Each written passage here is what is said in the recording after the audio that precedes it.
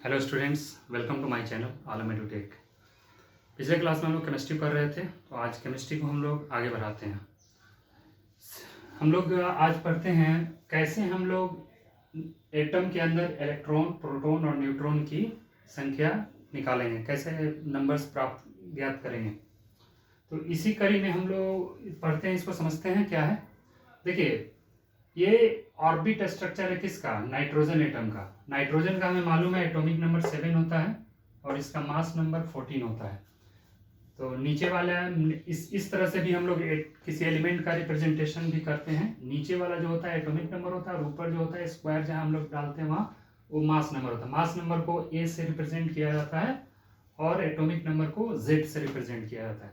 तो कभी कभी एग्जाम में ये क्वेश्चन आ जाता है कि ऑर्बिट स्ट्रक्चर बनाइए किसी एलिमेंट का। तो जब हम नाइट्रोजन का यहाँ पे हम एग्जांपल लिए थे कि नाइट्रोजन का जो के सेल में होता है 2 इलेक्ट्रॉन होता है और एल सेल में हमारा 5 इलेक्ट्रॉन होता है। तो इसका जो एक सेल ये बीच में जो होता है ना, ये न्यूक्लियस होता है। एटम का ये जो बीच में है ये न्यूक्लियस होता है। न्यूक्लियस के अंदर प्रोटॉन और न्यूट्रॉन रहता है, ठीक है। P+N इसीलिए हम बना दिए हैं। न्यूक्लियस के अंदर प्रोटॉन और न्यूट्रॉन रहता है। इलेक्ट्रॉन जो है आउट जो सेल होता है, सेल में ऐसे चक्कर लगाते रहता है, ठीक है। तो देखिए इसका के सेल में क्या जाएगा, 2 इलेक्ट्रॉन गया है। देखिए एक इलेक्ट्रॉन यहाँ, एक इलेक्ट्रॉन यहाँ, 2 इलेक्ट्रॉन दिखा दिए के में। एल में है 5 इलेक्ट्रॉन, तो 5 इलेक्ट्रॉन देखिए 1 2 3 4 5 इलेक्ट्रॉन दिखा दिए। तो ये एक नाइट्रोजन का ऑर्बिट स्ट्रक्चर है। इसी तरह से आप और भी एलिमेंट का ऑर्बिट स्ट्रक्चर बना सकते हैं। तो इससे जुड़ा हुआ क्वेश्चन हमने यहाँ पे कुछ एलिमेंट्स का इलेक्ट्रॉन, प्रोटॉन और न्यूट्रॉन और मास नंबर लिखा हुआ है। ये इसलिए बताना जरूरी है क्योंकि इससे रिलेटेड क्वेश्चन एग्जाम में, जैसे नेक्स्ट ईयर जैसे 10th का बोर्ड होने वाला है, तो इससे रिलेटेड क्वेश्चन एग्जाम में हो सकता है कि 2-3 मार्क्स के आ जाए। तो इसको हम लोगों ने शुरू किया है, तो इसको हम लोग इसी समय पढ़ लेते हैं, बेहतर होगा। तो देखिए जो नाइट्रोजन है, नाइट्रोजन में नंबर ऑफ इलेक्ट्रॉन्स कितना होता है? 7। जितना एटॉमिक नंबर है नाइट्रोजन का उतना ही इलेक्ट्रॉन होता है। नंबर ऑफ प्रोटॉन, जितना इलेक्ट्रॉन होता है उतना ही प्रोटॉन होता है, ठीक है। तीसरा चीज, नंबर ऑफ न्यूट्रॉन कैसे निकालें? नंबर ऑफ न्यूट्रॉन निकालने का तरीका ये है कि आप A-P, ये हुआ हमारा मास नंबर, मास नंबर में से आप प्रोटॉन घटा दीजिए। तो मास नंबर हमारा क्या है इसका, नाइट्रोजन का मास नंबर है 14 में से 7 माइनस कर दिया तो हमारा क्या हो गया 7। तो नाइट्रोजन के में जो है एटम में 7 इलेक्ट्रॉन है, 7 प्रोटॉन है, 7 न्यूट्रॉन है। समझ में आ गया? प्रोटॉन की संख्या और इलेक्ट्रॉन की संख्या बराबर होती है। आपसे एग्जाम में एक क्वेश्चन आ जाता है इसी से रिलेटेड। देखिए प्रोटॉन पे आपको मैं कल बताया था कि प्रोटॉन पे जो है पॉजिटिव चार्ज होता है और इलेक्ट्रॉन पे निगेटिव चार्ज होता है। तो एग्जाम में क्वेश्चन क्या आता है, आप इसको समझ लीजिए। ये पूछा जाता है कि वाई जो एटम्स है इलेक्ट्रिकली न्यूट्रल होता है। मतलब जो एटम्स है वो बिजली जो होता है, विद्युत के प्रति उदासीन क्यों होता है? Why atoms are neutral. तो इसका आंसर क्या है यहां से आपको मिल जाएगा, क्योंकि the number of electrons and protons are equal. देखिए इलेक्ट्रॉन पे निगेटिव चार्ज, जितना negative charge 7 electron 7 negative charge. Proton भी हमारा 7 है, 7 प्रोटॉन पे पॉजिटिव चार्ज। तो प्रोटॉन पे पॉजिटिव चार्ज उतना ही है जितना इलेक्ट्रॉन में निगेटिव चार्ज है। तो दोनों न्यूट्रलाइज हो जाता है, एक दूसरे को न्यूट्रलाइज कर देते हैं। तो इस वजह से है एटम जो है इलेक्ट्रिकली न्यूट्रल होता है। एग्जाम में क्वेश्चन आता है, इसको ध्यान रखना होगा। Why atoms are electrically neutral. तो इसका आंसर क्या होगा? ये 1 मार्क्स का भी आ सकता है, 2 मार्क्स का भी आ सकता है, because the number of electrons and protons are equal. ठीक है, एक हो गया क्वेश्चन। अब चाहिए इसको हम लोग पढ़ते हैं।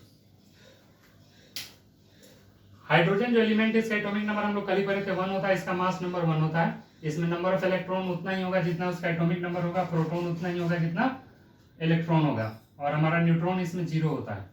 ठीक है, न्यूट्रॉन जो है हाइड्रोजन में 0 होता है, क्योंकि हम मास नंबर में से प्रोटॉन की संख्या जब माइनस करेंगे तो हमारा 1 - 1 क्या होगा 0। एग्जाम में ये भी एक क्वेश्चन आता है, विच elements does not have neutron in its nucleus.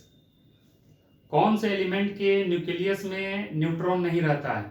तो ये यहाँ पे आपका हाइड्रोजन इसका आंसर होगा। ठीक है, अब आगे बढ़ते हैं हम लोग। उसके बाद देखिए, जिसमें ये 1 से लेकर 20 तक का कुछ एलिमेंट मैं लिखा हूं, इसमें जो रेड कलम से जितना भी मार्क किया हुआ है ये आपका इनर्ट गैस है। ये है इनर्ट। ठीक है, ये भी हमारा क्या है इनर्ट, ये भी क्या है, इनर्ट। इनर्ट हमने कल ही बताया था, अक्रिय गैस, ये किसी से रिएक्शन नहीं करते हैं, बस ऐसे ही स्टेबल है ये, ठीक है। तो इसी तरह से हमने बेरिलियम का भी निकाला हुआ है। बेरिलियम का एटॉमिक नंबर 4 होता है, मास नंबर हमारा इसका 9 होता है, इलेक्ट्रॉन जितना एटॉमिक नंबर उतने इलेक्ट्रॉन, प्रोटॉन जितना इलेक्ट्रॉन उतना प्रोटॉन, और न्यूट्रॉन क्या हो जाएगा, मास नंबर में से प्रोटॉन अगर माइनस कर देंगे तो 9 में से 4 जाएगा 5। उसी तरह ऑक्सीजन हमने निकाला है, ऑक्सीजन का एटॉमिक नंबर 8 होता है, मास नंबर 16 होता है। मास नंबर आपको याद करना पड़ेगा। अगर आप एटॉमिक नंबर याद कर रहे हैं सिर्फ, तो आप सिर्फ इलेक्ट्रॉन और प्रोटॉन का संख्या निकाल पाएंगे। न्यूट्रॉन की संख्या निकालने के लिए आपको मास नंबर याद करना होगा, ठीक है। 1 से 20 तक का मास नंबर याद करने का एक ट्रिक हम आपको दे देंगे, ताकि ये आसानी से आपको याद हो जाए, ठीक है। इसके जस्ट बाद समझ लेते हैं पहले इसको। ऑक्सीजन हमारा 8 है, 16 है, तो इलेक्ट्रॉन 8 होगा, प्रोटॉन भी 8 होगा, न्यूट्रॉन हम 16 में से 8 माइनस कर देंगे तो 8 हुआ। नियोन हमारा 10 है एटॉमिक नंबर, मास नंबर इसका 20 है, इलेक्ट्रॉन है आपका 10, प्रोटॉन भी 10 होगा, न्यूट्रॉन भी 20 में से 10 माइनस करेंगे तो 10 ही होगा। सिलिकॉन है 14, कुछ कुछ एलिमेंट का हम दिए हुए हैं, इसका मास नंबर 28 होता है, तो इलेक्ट्रॉन इसका 14 है, प्रोटॉन भी 14 होगा, न्यूट्रॉन जो है 28 माइनस 14 14। क्लोरीन यहाँ पे देखिए आर्गन है, आर्गन का एटॉमिक नंबर रहता है 18, मास नंबर है हमारा 40, और इलेक्ट्रॉन हमारा 18 ही होगा, प्रोटॉन भी 18 होगा, और ये हमारा कितना हो जाएगा, neutron 40 minus 18, proton mass number में से प्रोटॉन माइनस करेंगे तो कितना होगा, 40 में से 18 जाएगा तो 22 बचेगा, तो 22 इसके अंदर न्यूट्रॉन है, ठीक है। पोटासियम हम देख रहे हैं, पोटासियम एटॉमिक नंबर 19 है, इसका एटॉमिक मास नंबर होता है 39, तो इसका देख लीजिए, इलेक्ट्रॉन भी उतने हो गए जितना एटॉमिक 39, प्रोटॉन भी 19, और ये आपका मास नंबर में से हम प्रोटॉन माइनस करेंगे तो हमारा क्या निकल जाएगा, न्यूट्रॉन निकल जाएगा। तो न्यूट्रॉन हमारा 39 में से 19 माइनस जाएगा तो 20 बचेगा। कैल्शियम का 20 होता है, मास नंबर 40 होता है, ये आपका 20 20 20 सब। अब देखिए एक चीज आप इसमें देखेंगे कि जितना एलिमेंट है इसका मास नंबर, आप देखिए इसका जो एटॉमिक नंबर है उससे लगभग डबल है। इसका जो एटॉमिक नंबर है एलिमेंट का उससे लगभग डबल है। हम 1 से लेके 20 तक की बात कर रहे हैं। जो लाइटर एलिमेंट में ये प्रॉपर्टीज होता है, गुण होता है कि जो एलिमेंट का एटॉमिक नंबर से मास नंबर उसका डबल होता है लगभग। तो लेकिन सबका डबल नहीं है। देख लीजिए एक चीज यहाँ पे ट्रिक समझ लीजिए, elements which have even atomic number, elements which have even atomic number, their mass number will be just double of atomic number। वैसे एलिमेंट जिनका एटॉमिक नंबर इवन डिजिट है, जैसे हम हीलियम 2, ऑक्सीजन, बेरिलियम छोड़ देते हैं, ऑक्सीजन 8, नियोन 10, सिलिकॉन 14, इसका mass number क्या है, जस्ट डबल है। जैसे कि हीलियम He2 मास नंबर कितना होता है 4, ऑक्सीजन इसका ये एटॉमिक नंबर इवन में है, मास नंबर कितना हो गया 16, जस्ट 8 मास एटॉमिक नंबर से डबल 16। उसी तरह से और भी एग्जांपल ले सकते हैं, Si 14 28, यही ना है, सिलिकॉन। इस रूल का एक एक्सेप्शन क्या है, 2 एक्सेप्शन है इस रूल के, बस आपको 2 को बस एक्सेप्शन में डाल दीजिए। एक बेरिलियम Be4 जिसका मास नंबर 9 होता है, डबल से एक ज्यादा, इवन नंबर की बात, जिस वैसे एलिमेंट जिनका एटॉमिक नंबर इवन में है। अब उसके अलावा एक और है आर्गन, आर्गन का एटॉमिक नंबर 18 होता है मगर मास नंबर इसका कितना है 40।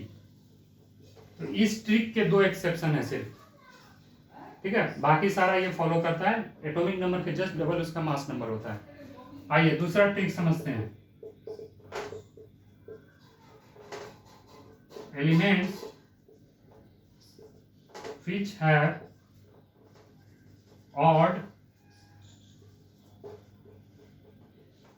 atomic number, their mass number will be 1 more than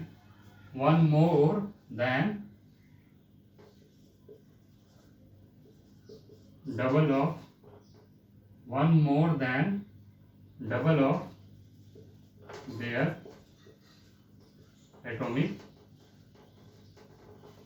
दूसरा ट्रिक ये बोलता है वैसे एलिमेंट जिनका जो एटॉमिक नंबर ऑड है उनका जो है मास नंबर है डबल से एक ज्यादा होगा। एग्जांपल हम ले लेते हैं, देखिए यहाँ क्लियर हो जाएगा। डबल डबल डबल यहाँ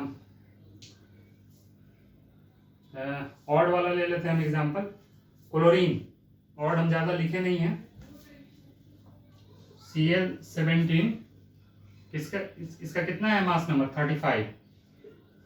17 का डबल होता है 34, 34 से एक ज्यादा मतलब 35 हो गया। इसी तरह से और एक ले लेते हैं पोटासियम K19, मास नंबर कितना 39। पोटासियम का जो है मास नंबर है 39 होता है। 19 से का डबल होता है 38, 38 प्लस 1 39, ये हो गया इसका। और लिथियम हमारा छूट रहा है, लिथियम भी होता है हमारा Li37।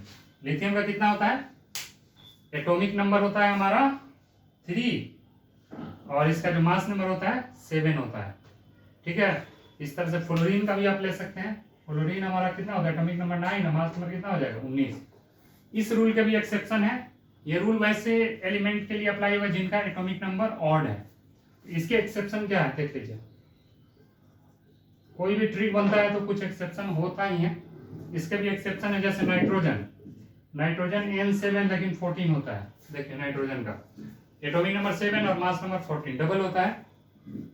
और इसके अलावा एक चीज बस ये इसका नाइट्रोजन ही होगा एक्सेप्शन। हमें लगता है कि शायद एक हाइड्रोजन भी देख लीजिए, हाइड्रोजन H11, इसका जो एटॉमिक नंबर हाइड्रोजन का 1 है, मास नंबर भी 1 है। तो ये ऑड में है लेकिन ये फॉलो नहीं करता। तो 2 एक्सेप्शन यहाँ दिया, 2 एक्सेप्शन यहाँ दिया। ये लाइटर एलिमेंट पे, ये जो डबल वाला फॉर्मूला है ना, लाइटर एलिमेंट पे लागू होता है ये। ठीक है, सब पे नहीं लागू होगा। तो हमें अभी 20 तक ही जो है ना एलिमेंट पे ज्यादा फोकस करना है। इसी से हम लोग स्टेप वाइज स्टेप आगे बढ़ेंगे। तो ये क्लियर हो गया, किसी को समझने में कोई दिक्कत? What is the relation between atomic number and mass number, and with the help of the mass number how it will find number of neutron। ये क्लियर है सबको? अब चलिए हम लोग आगे बढ़ते हैं। इससे एग्जाम में ये बता इसलिए दें कि 2-3 क्वेश्चन आपको रहता है। ठीक है ना, एक तो हाइड्रोजन से जुड़ा हुआ क्वेश्चन जो है कि किस ऐसा एलिमेंट है जिसके एटम में न्यूट्रॉन नहीं रहता है, तो हाइड्रोजन हो जाएगा। दूसरा क्वेश्चन ये है, एक चीज और आता है हाइड्रोजन से जुड़ा सबसे हल्का गैस कौन सा है। तो अमूमन लोग से पूछा जाए तो लोग बता देते हैं ऑक्सीजन, क्योंकि सांस लेते हैं दिखता नहीं है, लगता है कि यही हल्का है। लेकिन हाइड्रोजन से सबसे हल्का गैस आपका हाइड्रोजन है। तीसरा क्वेश्चन इससे जुड़ा हुआ एक और चीज आता है कि जैसे कि जो बैलून होता है गुब्बारा, उसमें कौन सा गैस भरा जाता है। आप देखे होंगे कभी कभी आसमान में बहुत ऊपर गुब्बारा उड़ता है, वो गैस भरा हुआ गुब्बारा होता है। ठीक है, उसको छोड़ने पे एकदम ऊपर चला जाएगा, एकदम हल्का होता है, इसीलिए उसको हाइड्रोजन गैस उसमें भरा जाता है। तो ये 3-4 क्वेश्चन आप हाइड्रोजन से जुड़ा हुआ है ना, एग्जाम में आ जाता है। ठीक है, तो ये आप ध्यान दीजिए, इसीलिए हम ये बता दिए ताकि आपको एग्जाम में इस पोर्शन से क्वेश्चन छूटे नहीं। अब चलिए आगे बढ़ते हैं। आगे हम लोग देखते हैं कि how to write chemical formula of a compound. ठीक है,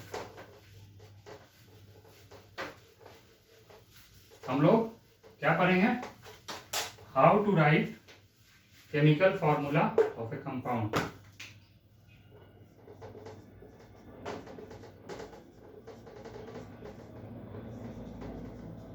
how to write chemical formula of compound. हम लोगों ने कंपाउंड का पढ़ा था, 2 या 2 से ज्यादा एलिमेंट मिलकर हमारा क्या बनाता है, कंपाउंड बनाता है। तो इसके लिए हम लोग पहले क्या पढ़ेंगे, कुछ हमें उससे पहले याद करना होगा। ये जो हम कल बताए थे आयंस 2 होते हैं, केटायंस, जिसका दूसरा नाम होता है पॉजिटिव आयंस, पॉजिटिव आयंस, और कुछ होते हैं एनायंस जिनको हम लोग निगेटिव आयंस बोलते हैं। इस पे पॉजिटिव चार्ज होता है और उस पे निगेटिव चार्ज होगा, तो इसको जान लेना जरूरी है, तभी हम केमिकल फॉर्मूला लिखेंगे। केटायंस कुछ हम लोग नोट कर लेते हैं। H प्लस जो होता है हाइड्रोजन आयन होता है। H प्लस क्या होता है? Hydrogen ion. Li plus lithium ion. ये प्लस जो दिखाता है वैलेंसी दिखाता है उसकी, ठीक है ना। वो नियरेस्ट नोबल गैस का स्ट्रक्चर अटेन करने के लिए जितना इलेक्ट्रॉन डोनेट करेगा वही उस पर चार्ज आ जाता है, ठीक है। या जितना एक्सेप्ट करेगा तो एनायंस में चला जाएगा, डोनेट करेगा तो आपका केटायंस में आ जाएगा। तो Li हो गया। उसके बाद हम लोग आते हैं Na प्लस सोडियम आयन। उसके बाद होता है Mg2 प्लस, कल भी हमने लिखा था, इसको बोलते हैं मैग्नीशियम आयन। उसके बाद आता है हमारा Al3 प्लस एल्यूमिनियम आयन, ठीक है। उसके बाद आता है हमारा K प्लस पोटासियम आयन। उसके बाद हमारा आता है Ca2 प्लस कैल्शियम आयन। उसी तरह से हम लोग कुछ एनायंस भी लिख लेते हैं। तो एनायंस लिख लेते हैं हम लोग, जैसे कि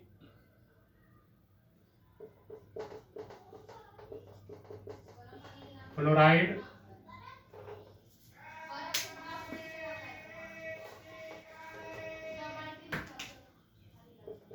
F माइनस होता है आपका फ्लोराइड आयन, ठीक है। F माइनस आपका क्या होता है? Fluoride ion. O2 माइनस होता है ऑक्साइड आयन, ठीक है। N3 माइनस होता है आपका नाइट्राइड आयन, नाइट्रोजन। एनायन में थोड़ा सा नेम चेंज हो जाता है, जब वो आयनिक फॉर्म में आता है ना तो उसका नेम चेंज हो जाता है। जैसे F फ्लोरीन से फ्लोराइड हो गया, वो ऑक्सीजन से ऑक्साइड हो गया, N नाइट्रोजन से नाइट्राइड हो गया। इसी तरह से और भी है हमारे पास, जैसे क्लोरीन Cl माइनस, ये हो जाता है क्लोराइड, ठीक है। ये तो हुआ हमारा एलिमेंट का एनायंस। कुछ आपका कंपाउंड का भी एनायंस होता है, जैसे हम लिखते हैं SO4 2 माइनस। SO4 2 माइनस का क्या हुआ? सल्फेट आयन होता है, सल्फेट आयन। CO3 2 माइनस, ये कार्बोनेट आयन होता है, ठीक है। ये जो है हमारा CO3 2 माइनस क्या हुआ? Carbonate ion. Sulphate, carbonate, HCO3 minus, ये होता है बाइकार्बोनेट, बाइकार्बोनेट, ठीक है। एक चीज और, इसमें एक नाइट्रेट आयन होता है NO3 माइनस, नाइट्रेट आयन। इसमें भी आपका होता है पॉजिटिव आयन कंपाउंड में। ये यहां से ये क्या हो गया? ये हमारा कंपाउंड का आयन है, ये एलिमेंट का नहीं है, ठीक है। इसमें एक हम लिख लेते हैं, ये तो सारा हमारा एलिमेंट का है, ठीक है। एक होता है NH4 प्लस, इसको बोलते हैं अमोनियम आयन। NH4 प्लस को क्या बोलते हैं? Ammonium ion.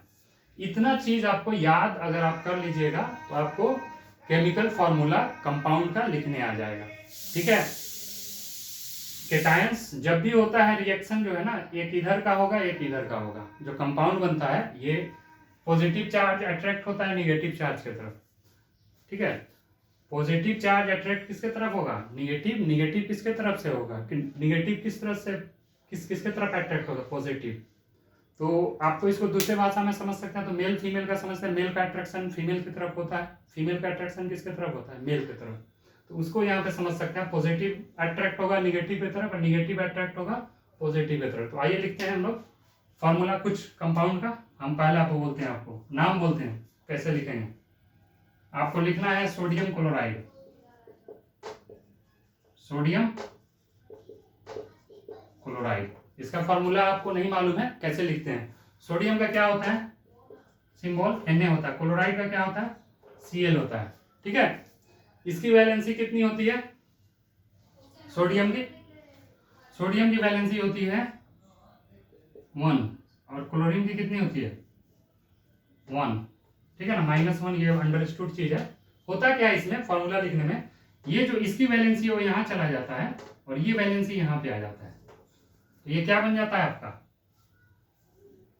ये बन जाता है आपका NaCl। यही है सोडियम क्लोराइड का फॉर्मूला। सोडियम की वैलेंसी जो होती है वो लग जाएगा क्लोरीन में, क्लोरीन की वैलेंसी लग जाएगा 1 में। यहाँ पे 1 छुपा हुआ है, ठीक है, 1 ऐसे छुपा हुआ है, तो 1 को तो हम लिखते नहीं है, तो ये आपका NaCl हुआ। अब आइए दूसरा लिखते हैं हम लोग। इसमें एक चीज और एनायन में जोड़ लीजिए, बहुत जरूरी है, कंपाउंड ही है, OH-, ये आपका हाइड्रोक्साइड आयन, ठीक है, ये आपका हाइड्रोक्साइड आयन, बहुत जरूरी है उसको लिखना। सोडियम क्लोराइड का आप दूसरा है वो लिखते हैं हम लोग, देखिएगा कैसे। मैग्नीशियम क्लोराइड, समझ में आने के लिए, मैग्नीशियम क्लोराइड, मैग्नीशियम का सिंबल क्या होता है Mg, और क्लोराइड का सिंबल क्या होता है क्लोरीन, ठीक है। तो क्लोरीन Mg का जो होता है वैलेंसी हमारा 2 होता है, क्लोरीन का वैलेंसी कितना होता है 1 होता है। तो ये जो क्लोरीन का वैलेंसी जो है ये यहाँ आके लग जाएगा, और ये जो Mg का है 2 वैलेंसी वो यहाँ आके लग जाएगा, ठीक है। तो ये कितना हो जाएगा MgCl2,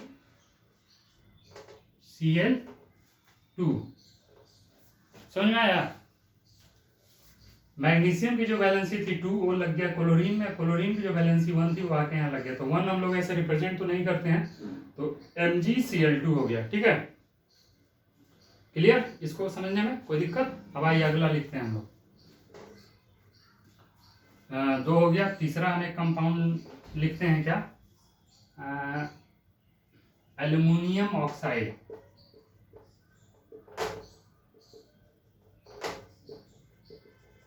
एल्युमिनियम ऑक्साइड। एल्युमिनियम का सिंबल होता है Al, ऑक्साइड का होता है O। एल्युमिनियम की वैलेंसी होती है 3, ऑक्सीजन की होती है 2। जितना चार्ज लगा हुआ है वही उसकी वैलेंसी होती है, ये आयंस में जो चार्ज लगा हुआ है वही उसकी वैलेंसी होती है। यहाँ पे आपको जो भी चार्ज लगा हुआ है वही उसकी वैलेंसी होती है, ठीक है। तो एल्युमिनियम का जो वैलेंसी होता है 3, ऑक्सीजन का होता है 2, तो ये 3 इसकी वैलेंसी चली जाएगी यहाँ और ऑक्सीजन की वैलेंसी आके लग जाएगी यहाँ, तो ये क्या बन जाएगा Al2O3। कोई बोले पूछे आपसे एल्युमिनियम ऑक्साइड का फॉर्मूला क्या होता है, आपको अगर वैलेंसी याद है तो आप डायरेक्ट बता सकते हैं Al2O3। ऑक्सीजन की वैलेंसी एल्युमिनियम में, एल्युमिनियम की वैलेंसी ऑक्सीजन में, Al2O3। अब आइए एक और कुछ कर लेते हैं ताकि और क्लियर हो जाए, थोड़ा सा कॉम्प्लेक्स का कर लेते हैं। अब देखिए एक कटने वाला भी होता है, हम आपको बता रहे हैं, कैल्शियम जैसे ऑक्साइड है, कैल्शियम ऑक्साइड, कैल्शियम का सिंबल होता है Ca। ऑक्साइड का क्या होता है, ऑक्साइड का होता है O की वैलेंसी होती है 2, कैल्शियम की वैलेंसी होती है 2, ठीक है। 2 और 2 ये जो है ना कट जाता है आपस में, इसकी भी 2 उसकी भी 2, तो ये आपस में कट जाता है, तो इसका फॉर्मूला क्या बन जाता है CaO।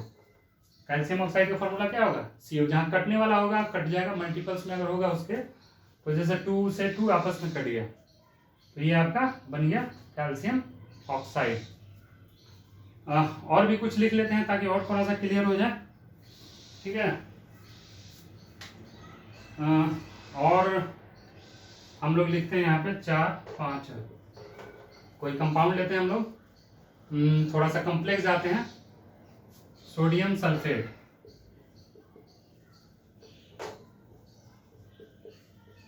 सोडियम सल्फेट, सोडियम का होता है Na और सल्फेट का होता है SO4।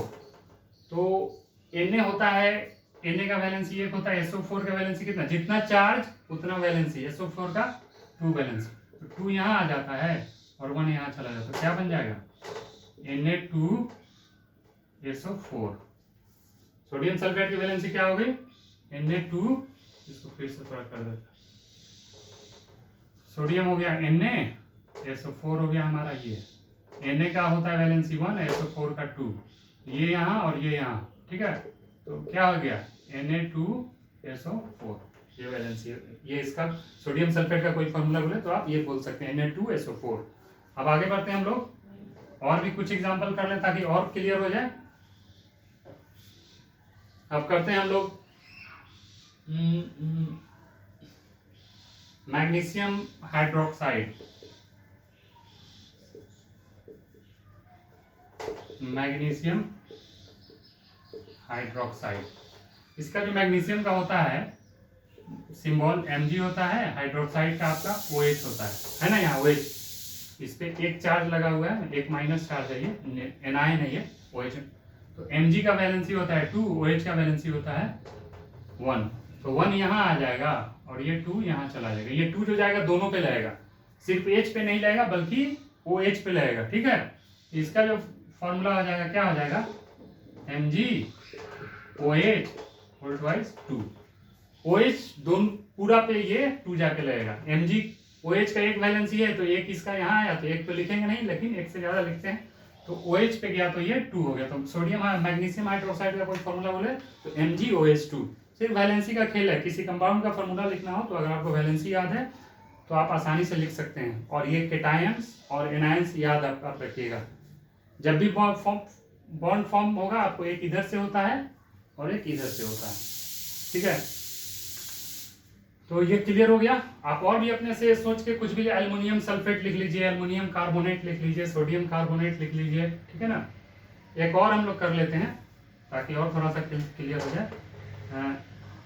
कैल्शियम कार्बोनेट, कैल्शियम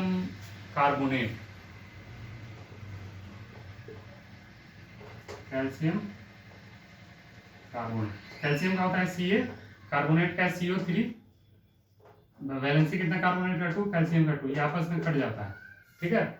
ये क्या बन गया CaCO3। तो कैल्शियम कार्बोनेट का कोई फॉर्मूला बोल तो क्या हो गया CaCO3। तो ये आपको मैं फॉर्मूला कुछ लिख दिया, आप घर पे इसको प्रैक्टिस कीजिए, आपको भी आ जाएगा आसानी से। Sodium chloride NaCl, magnesium chloride MgCl2, सब वैलेंसी का खेल है। Aluminium oxide Al2O3, 4 calcium oxide CaO, sodium sulphate Na2SO4, sulphate का 2 Na में लग गया और Na का 1 सल्फेट में लग गया। Magnesium hydroxide MgOH2, calcium carbonate CaCO। तो इस तरह से तो हम लोग कंपाउंड का फॉर्मूला लिखते हैं। इसके अलावा और भी कुछ केटायंस हैं और बहुत सारे एनायंस भी हैं, बहुत सारे केटायंस भी हैं, ठीक है। तो लेकिन अभी हमारा बेसिक अंडरस्टैंडिंग क्लियर करने के लिए इतना समझ लेना काफ़ी है। इतने में हमारा बेड़ा पार लग जाएगा मैट्रिक 10th बोर्ड का। इतने में और भी कुछ केटायंस, आयरन वगैरह, आयरन कॉपर जिंक अगर हम जोड़ लें इसमें तो कुछ और, तो हमारा इसमें बहुत कुछ काम हो जाएगा। अब देखिए, मैंने आपको कल बताया था कि जितने भी एलिमेंट हैं जो केटायन बनाते हैं वो मेटल्स होते हैं, ठीक है। और जितने भी एलिमेंट जो एनायंस बनाते हैं, मतलब कि अपना नियरेस्ट इनर्ट गैस का स्ट्रक्चर अटेन करने के लिए इलेक्ट्रॉन गेन करते हैं, वो नॉन मेटल्स होते हैं, ठीक है।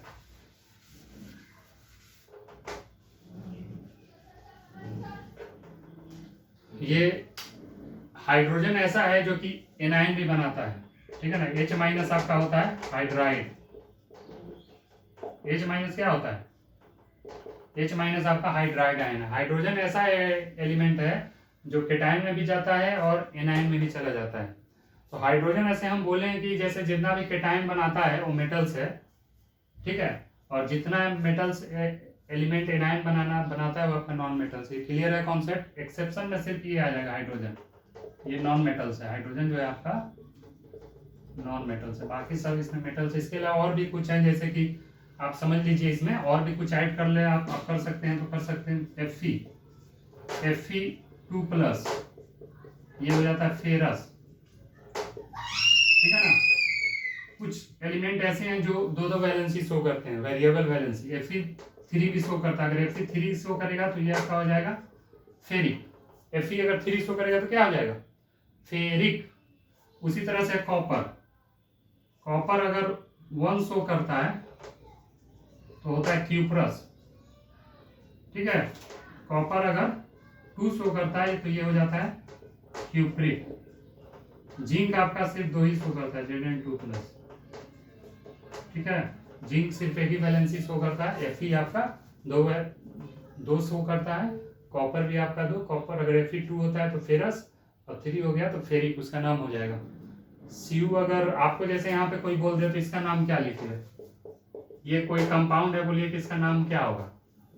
अब हम लोग आते हैं केमिकल फॉर्मूला से, उसका केमिकल नेम कैसे लिखेंगे किसी कंपाउंड का। ये कोई बोल दे कि FeCl3 का क्या नाम है, तो Fe का हम देख रहे हैं कि क्लोरीन का वैलेंसी 1 होता है और आयरन का यहाँ पे 3 दिख रहा है, तो आयरन अगर 3 दिखाता तो क्या हो जाएगा, ये फेरिक क्लोराइड। समझ में आ गया। अब इसको भी हम लोग कर लेते हैं, किसी कंपाउंड का फॉर्मूला से उसका नेम कैसे लिखेंगे। यहाँ पे देखिए, अगर CuCl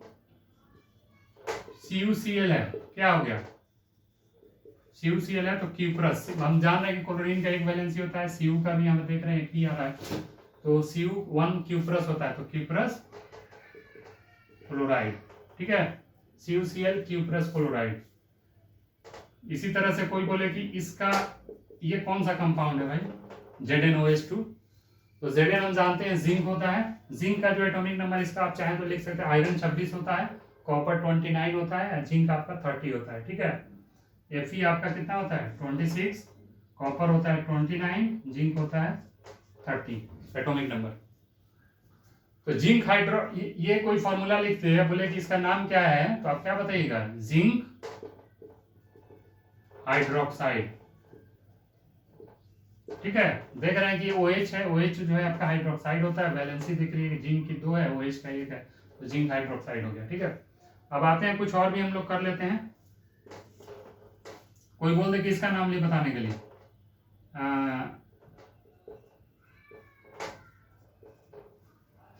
हम देख रहे हैं कि 2 इसमें एक सोडियम है, एक सल्फेट आयन है, तो सोडियम मालूम है, सोडियम है, इसका SO4, तो यहाँ देख रहे हैं कि SO4 का 2 वैलेंसी है, यहाँ के लगा है, इसका 1 है, तो ये क्या हो जाएगा आपका सोडियम सल्फेट। तो ये सब लिखने के लिए आपको ये केटायंस और ये एनायंस याद होगा, तभी आप अच्छे से लिख पाएंगे। उसी तरह से अगर कुछ और भी हो, जैसे ये हो CaCO3, क्या है भाई, इनको मालूम है CO3 एनायंस है, ये केटायंस है। कार्बोनेट की वैलेंसी 2 होती है, कैल्शियम के दोनों आपस में कट गया है, तो ये क्या हो जाएगा, कैल्शियम कार्बोनेट, ठीक है। इस तरह से ये आप केमिकल फॉर्मूला दिया हो तो इसका नाम कैसे लिखेंगे, ये तरीका है इसका। और भी देख लेते हैं, Na2O, हम देख रहे हैं कि ये सोडियम है, ये ऑक्सीजन है, ऑक्साइड ऑक्सीजन जब एनाइन बन जाता है तो ऑक्साइड, ऑक्साइड की वैलेंसी 2 यहाँ के लगा, इसकी वैलेंसी यहाँ लगा हुआ है, तो ये क्या हो जाएगा, जैसा उसका सिंबल है उसके हिसाब से सोडियम ऑक्साइड। इसका फॉर्मूला क्या है, सोडियम ऑक्साइड, ठीक है। इस तरह से आप बहुत कुछ लिख सकते हैं। अब ये जो है आपका Na2CO3, ठीक है, ये होता है सोडियम कार्बोनेट। देख रहे हैं कार्बोनेट आएगा, CO3 2- होता है, यहाँ पे 2 इसकी जो वैलेंसी है कार्बन यहाँ लग गई, Na का यहाँ लग गया, सोडियम कार्बोनेट। इसको हम लोग क्या बोलते हैं, ऐसे कॉमन नेम इसका वाशिंग सोडा है। कॉमन नेम क्या है, वाशिंग सोडा। एक और होता है सोडियम बाइकार्बोनेट, NaHCO3, इसमें 2 हो गया, एक एनायन एक केटायन। देख रहे हैं कि HCO3 बाइकार्बोनेट का होता है, तो ये अब हो गया सोडियम, बस नाम को ऐड कर देना पहचान के, सोडियम बाइकार्बोनेट। सोडियम बाइकार्बोनेट का ऐसे जो कॉमन नेम है आपको बेकिंग सोडा, जहाँ ब्रेड बनता है वहां यूज होता है, बेकिंग पाउडर या बेकिंग सोडा बोलते हैं इसको, NaHCO3 को। सोडियम बाइकार्बोनेट को क्या बोलते हैं, common name baking soda, baking, और Na2CO3 सोडियम कार्बोनेट को वाशिंग सोडा। तो आज तक के लिए हम लोग रहने देते हैं इतना ही। अगले क्लास में हम लोग पढ़ेंगे केमिकल बॉन्डिंग। अगर आपको हमारा वीडियो पसंद आए तो इसे लाइक ज़रूर कीजिए, और हमारा जो चैनल है आलम एडुटेक, इसे सब्सक्राइब कर लीजिए और बेल आइकन का बटन दबा दीजिए, ताकि नेक्स्ट वीडियो जब भी अपलोड हो तो आपको तुरंत उसका नोटिफिकेशन मिल जाए। Okay, goodbye, take care.